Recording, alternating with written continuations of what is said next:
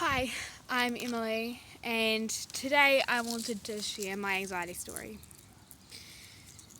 Around 2011, where we live, there was an earthquake, and it was a pretty significant one.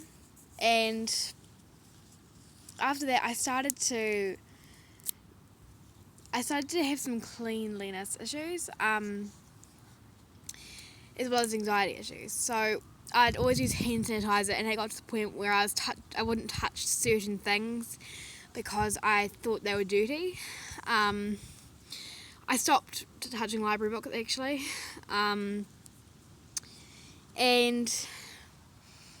then my parents pretty soon figured out what was going on, and they took me to a therapist, and I got help with it. I got on some medication, but living with OCD and anxiety isn't always easy, and there are always relapses. For the next couple years, I kind of just lived with anxiety and OCD. I became a very sensitive person, and I would often get in fights with my friends because I would get really anxious about something and go over the top about it or something like that. And as a result, I ended up hurting them a lot, and not being a very good friend to them a lot of the time.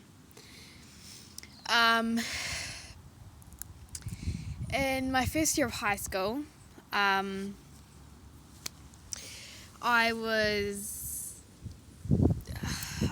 doing a lot better with the anxiety thing, until stuff happened, and I was friends with these girls until something happened and we stopped being friends. I'm not going to put too much detail into it. Neither of us did anything wrong. We just kind of drifted apart, I think. And I started to get really lonely. I had my group of friends from primary school, but I didn't hang out with them now because they're in such a large crowd, and I was really scared of the whole crowd thing. So I didn't hang out with them either. I mainly took to reading outside the library at lunches, but it got to the point where I was really anxious, and it kind of scared me to go to school. I got the flu, and then I spent a lot of time in bed, and then even after I recovered from the flu, I had a couple of colds, but I emotionally wasn't in a very good place at the time. Near the end of the year, I'd started seeing the school counsellor, and she gave me tips on how to try and reconnect with my old friends from primary school. By the end of the year, we actually sat together a few times. And now, the next year, 2015, I